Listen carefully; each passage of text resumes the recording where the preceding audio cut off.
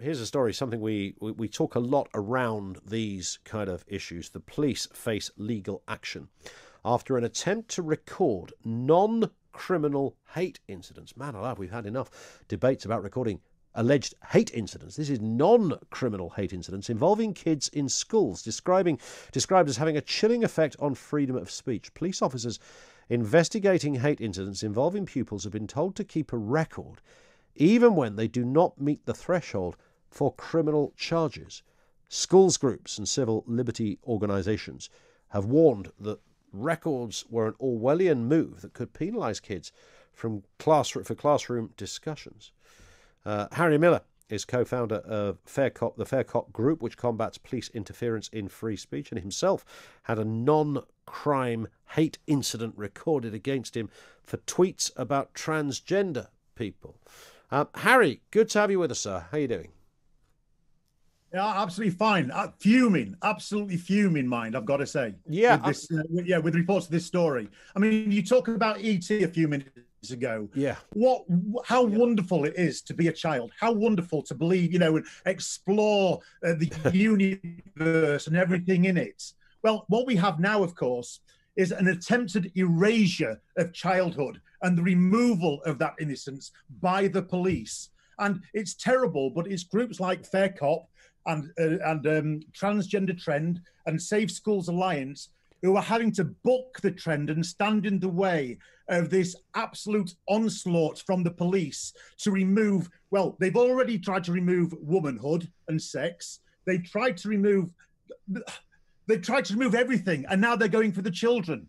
They're trying to remove children. So now it will be impossible to sit in a classroom as an 11 to 16-year-old and question and discuss and raise an eyebrow at these ideas which are being put forward. Because if you do raise an eyebrow or question or show any form of antagonism to an idea at all, you run the very real risk of being labelled as a non-criminal hater. Wow. That is chilling. It's incredibly chilling. And it came around, I mean, this was the reason we're talking about it. Thank goodness for the diligence and the intelligence of a young 14-year-old girl who has found herself kind of at the centre of this, because she's got opinions on the difference between sex and gender and things like that. She respects transgender students at school but does not understand them, and is frightened about speaking openly about this kind of stuff because she thinks as soon as she raises this, then somebody's going to note it down. How would it happen then, Harry? Would it be that a teacher would say, her over there thinks this, and then she passes it on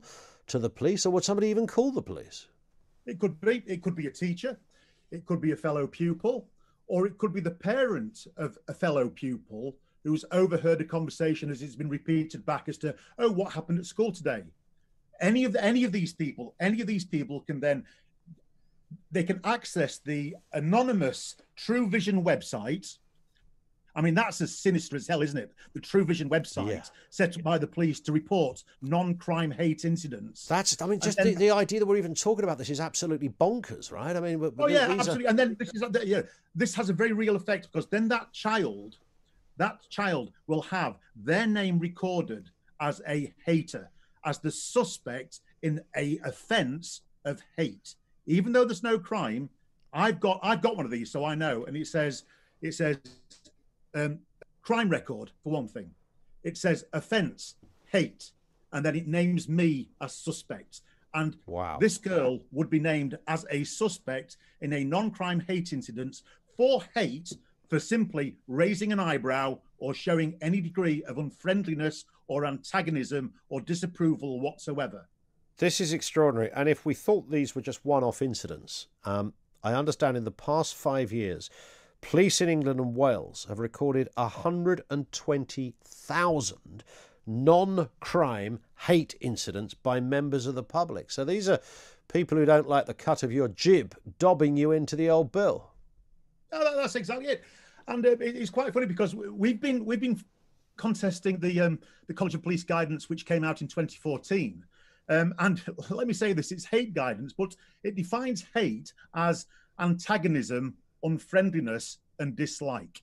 So if you're antagonistic toward an idea, or you're unfriendly to a particular group, or you don't like and show dislike toward an idea, you are a hater. That's it. You are a hater. And that's got to be wrong. Who came up with this? How did we get to this kind of hysterical frenzy? I will tell you. I was emailed by somebody within the College of Policing. College of Policing, who was desperate for us to overturn the guidance. Yeah, and they told me that the College of Policing is staffed by failed inspectors and academics. And that's true. The College of Policing is not fit for purpose. It needs closing down, because what they are doing, they are a hate factory. The College of Policing is a hate factory.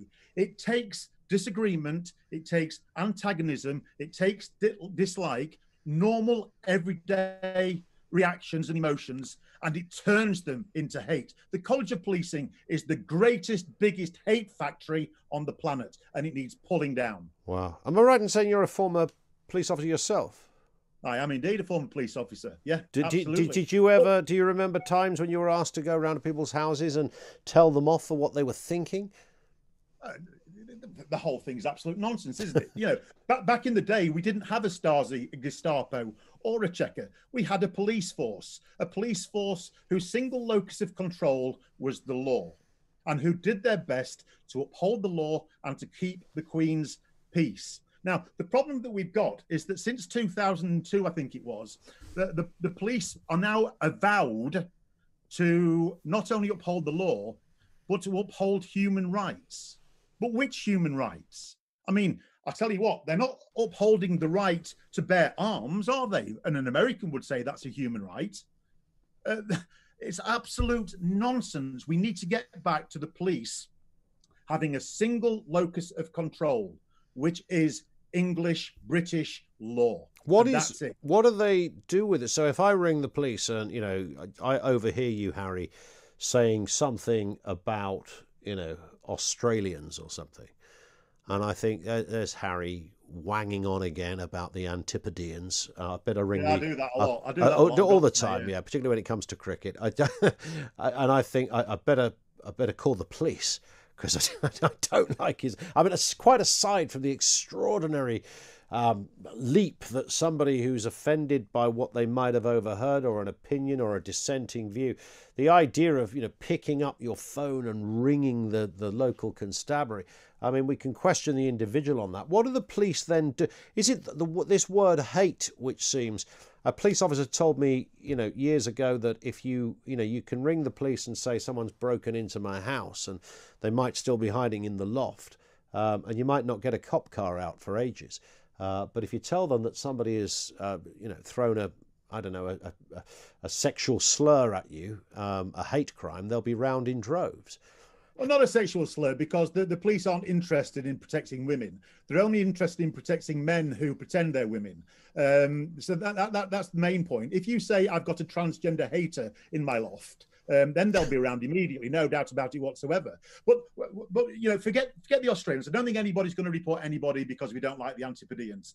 But if you question any of the new woke orthodoxy, then you are running a very real risk of being reported for hate speech, and that is chilling. Yeah. What do the police do with that information, Harry? Because it's not a criminal record, but it's I think you said it says crime or something, crime list or something on the. No, it says crime report. Crime report. So it's a crime report. It's a crime report. It doesn't say incident. Crime report. It says offence, not incident, and then it names you as the suspect, and it says that you are a hater. And that's what it says. Now, the police think that this is absolutely fine. Of course, it's not fine. That is a chilling effect. Now, when McPherson recommended recording non-crime hate incidents, what he had in mind was capturing the lunatics who were sitting around discussing wanting to stab a black person. And of course, that kind of non-crime hate incident is worth recording, because it definitely is a precursor to actual crime.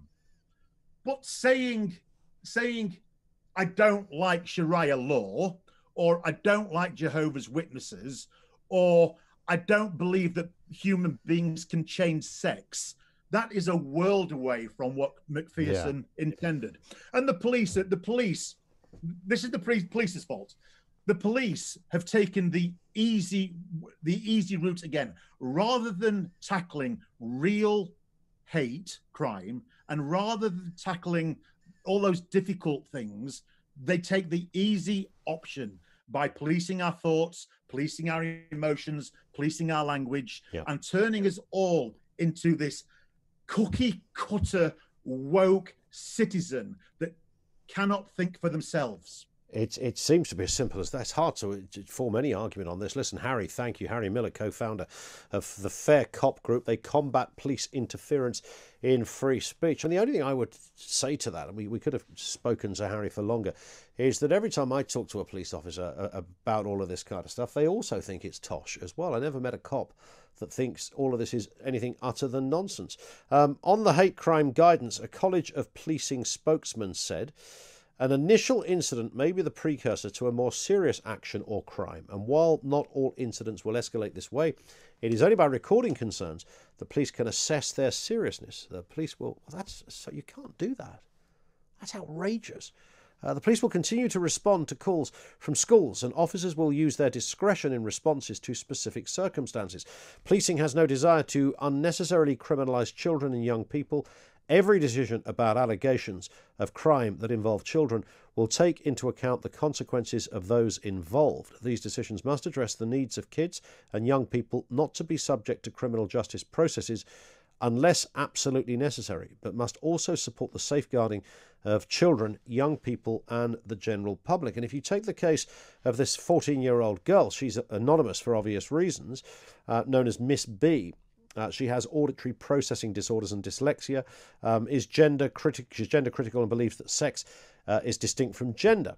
And she respects transgender students at school. I don't know how many there might be at her school, but does not understand them. And she's frightened about speaking up. Now, these are comments. I mean, he mentioned there Sharia law and Jehovah's Witnesses and transgender issues. These are views that 5 minutes ago, 5 minutes ago, would not have been controversial at all to question any of this stuff. I mean, you're asking 14-year-olds to discuss changing from being a man to a woman. That's high-end controversy. That's massive leap for a 14-year-old's mind. It's a big leap for many of our minds. And it should be controversial. I think that the trans community would also recognise that. So to question it, raise your eyebrows, wonder about it and say, hang on a second, what, puberty blockers in a 14-year-old? Chopping off bits and pieces for somebody under the age of 18 when they've yet to establish the full process of where they might be at. Advice and counselling, encouraging, all of that stuff should be questioned, right? The idea that you might get yourself on a crime list, it's a non-crime as such, but there's a big old list there that you could be added to. 0344 499 1000. You're listening to Ian Collins on Talk Radio. It's 20 past 2.